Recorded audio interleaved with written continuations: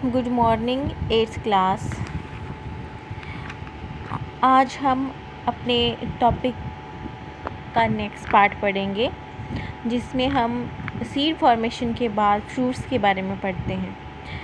Fruits mainly plant के जो seeds होते हैं उनको न्यूट्रिएंट्स देने के लिए बनते हैं और ये नॉर्मली ओवरी का ही एक फॉर्मेशन होता है। तो फ्रूट्स अपने फॉर्मेशन के आधार पर टू टाइप्स के होते हैं मेनली, जिनमें फर्स्ट है true fruits and second pseudocarps और false fruits. Fruits are mainly two types, true fruits and false fruits. True fruits वो होते हैं जिनकी फॉर्मेशन जो है नॉर्मली ओवरी से बनती है।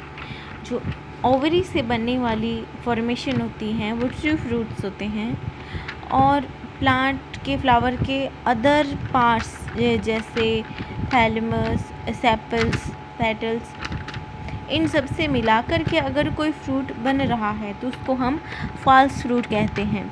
जैसे ट्रू फ्रूट्स के एग्जांपल देखें, जैसे मैंगो हैं, ये सब ट्रू फ्रूट्स होते हैं।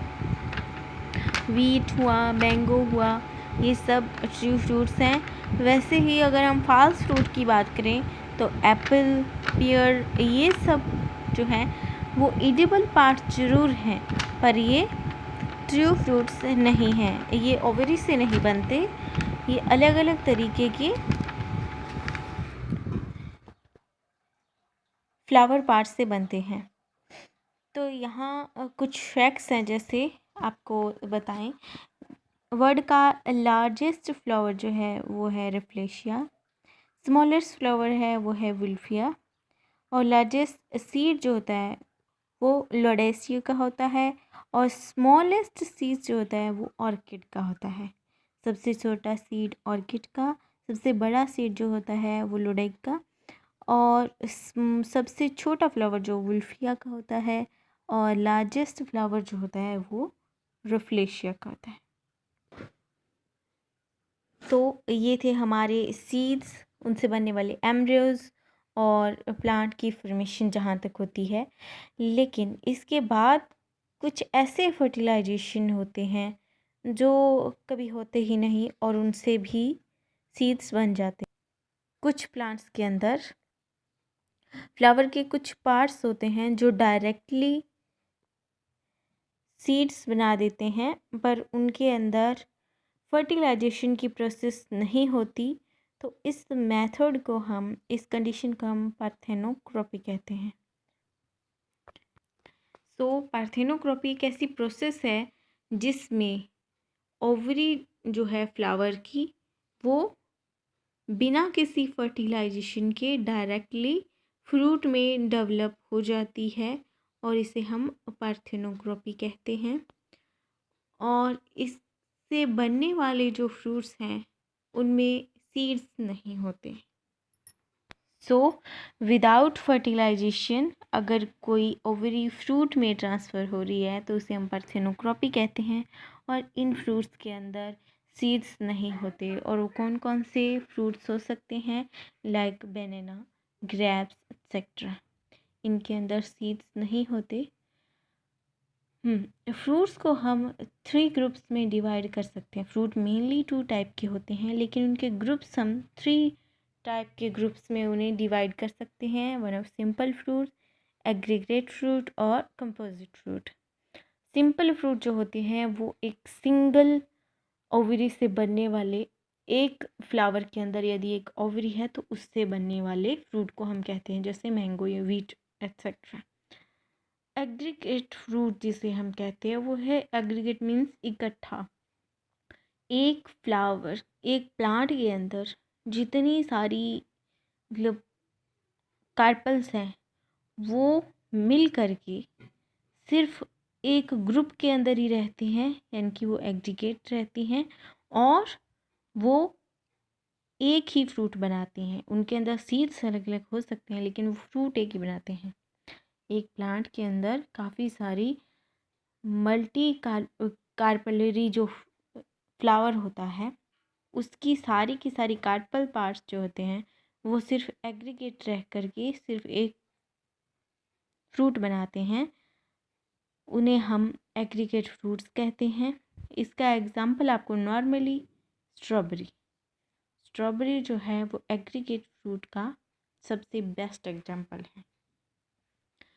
Next is composite fruits. When all the flowers of an inflorescence, एक प्लांट के जितने भी फ्लावर्स हैं वो सारे के सारे मिल कर के अगर एक ही फ्रूट बना रहे हैं तो उन्हें हम कंपोजिट फ्रूट कहते हैं, जैसे मलबरी या जैक फ्रूट एटसेट्रा।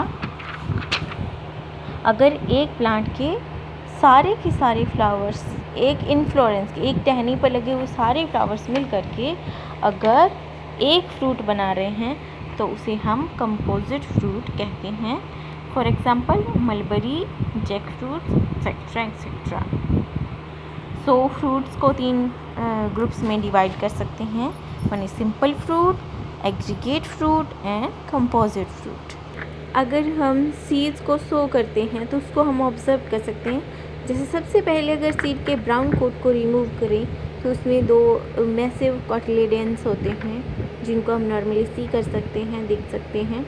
उनको अगर हम आगे ग्रो करवाते हैं तो वो एक रेडिकल बनाते हैं और पिलुम जो कि आगे जाके फ्लावर का एक अच्छा सा फिगर बना सकते हैं। Our next topic is heredity. Heredity वो चीज़ होती है जब ट्रेट्स जो हैं, जब गुण एक पेरेंट से उनके ऑफस्प्रिंग जैसे उनके डॉटर्स में माइग्रेट होते हैं। जैसे heredity is the passing of traits from parent to their offsprings either through sexual reproduction or sexual reproduction. The study of heredity is called genetics. तो गुणों या लक्षणों का पेरेंट्स से उनके संतति में जाना, चाहे वो मेथड कैसी भी हो, सेक्सुअल रिप्रोडक्शन हो या फिर सेक्सुअल रिप्रोडक्शन हो, उन्हें हम हेरिडिटी कहते हैं। और हेरिडिटी की स्टडी करने की जो हमारी साइंस की ब्रांच है उसको हम जेनेटिक्स कहते हैं। ग्रेगर जॉन मेंडल को जेनेटिक्स का फादर कहा जाता है। ये ऑस्ट्रिया के रहने वाले थे और उन्होंने गार्डन पीस पर अपने रिसर्चेस किए। ये एक चर्च के अंदर फादर थे और उन्होंने काफ़ी सारे न्यू ऑब्जर्वेशन का पब्लिकेशन किया था। इन्होंने काफ़ी सारी न्यू ऑब्जर्वेशन की थी जिनको रिसर्च के तौर पर इन्होंने पब्लिश करवाया था और लोगों को बताया था। इसीलिए ग्रेगर जॉन मेंडल को हेरिडिटी का फादर कहा जाता है। इन्होंने काफ़ी सारे सब्जेक्ट्स हमारे सामने रखे जिनमें सेल्फ पॉलिनेशन, क्रॉस फर्टिलाइजेशन और बहुत सारे ट्रेट्स हैं जो सिर्फ 2 फॉर्म्स में होते हैं। उनकी आगे हेरिडिटी कैसे होती है, उनका जो भी जेनेटिकली उनका जो भी रिलेशन होता है वो सब इन्होंने बताया था। और इन्होंने बहुत अच्छे से अपने एक्सपेरिमेंट्स को मैनेज किया हुआ था और बहुत अच्छे से इन्होंने कंट्रोल्ड एक्सपेरिमेंट्स दुनिया के सामने रखे थे। ग्रेगर जॉन मेंडल ने अपने रिसर्च के लिए पीस चुने थे, गार्डन पीस चुने थे, क्योंकि उसमें काफ़ी सारे ऐसे गुण होते हैं जिनके कारण इन्होंने पीस के प्लांट को ही चुना था। लिस्ट है ये उन कैरेक्टर्स की जो कि जिनके आधार पर मेंडल ने अपने रूल्स हमें दिए थे। मेंडल ने अपनी रिसर्चेस की थी, ये आप अपनी नोटबुक में लिस्टिफाइड कर सकते हैं। मेंडल ने चुना था पी प्लांट। क्यों? क्योंकि पी प्लांट जो होता है उसकी एज छोटी होती है उसके फ्लावर्स काफ़ी बड़े होते हैं, उसके अंदर सीड्स का कलर, सीड्स की शेप, ये सब अलग अलग तरीके से देखी जा सकती हैं। और इसमें सेल्फ पॉलिनेशन, क्रॉस पॉलिनेशन की सारी प्रोसेस जो है वो बहुत इजीली करवाई जा सकती है। इसीलिए मेंडल ने अपने रिसर्च के लिए पी प्लांट को सेलेक्ट किया था। मेंडल ने अपने रिसर्च के आधार पर 3 रूल्स हमें प्रोवाइड करवाए, जिनमें हैं first is a law of dominance, second law of segregation and third is a law of independent assortment. 3 rules हैं जो हमें मेंडल ने प्रोवाइड करवाए थे, और तीनों रूल्स को हम मेंडल के हेरिडिटी रूल्स कहते हैं, मेंडल के जेनेटिक रूल्स कहते हैं, सॉरी। और ग्रेगर जॉन मेंडल के बारे में यदि हम देखें तो ये 1922 से लेकर के 1884 तक ज़िंदा रहे थे, और इनका जो कंट्री था वो था ऑस्ट्रियन। ये ऑस्ट्रियन मॉन्क थे। इन्होंने अपनी स्टडी जो है वो ऑस्ट्रिया में कंप्लीट की थी मैथमेटिक्स में, और university of Vienna, capital of Austria में इन्होंने अपनी स्टडी कंप्लीट की थी। उसके बाद में इन्होंने टीचिंग स्टार्ट किया, बट ये फेल हो गए।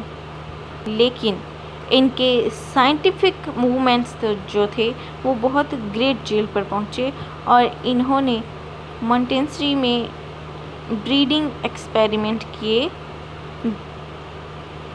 गार्डन पीस पर, और अपनी नॉलेज को इन्होंने साइंस और मैथमेटिक्स में ही रिज़ल्ट प्रोवाइड करवाए। ये एक चर्च में फादर के तौर पर रहते थे, और मेंडल को उनकी डेथ के बाद फादर ऑफ जेनेटिक्स का रिवार्ड दिया गया। इनके जीते जी इनके किसी भी रिसर्च को कोई पहचान नहीं मिल पाई थी, लेकिन इनकी डेथ के बाद इनको रिगार्ड किया गया फादर ऑफ जेनेटिक्स के तौर पर। तो यहाँ पर हमारे कुछ की वर्ड्स हैं जिन्हें आप रिमेंबर कीजिए, और ये हैं हमने क्या क्या इस लेसन में पढ़ा था वो। सो आई होप यहाँ तक का लेसन आपको समझ में आया होगा। If you have any query, any problem, you can comment us, contact us. Have a nice day. Thank you.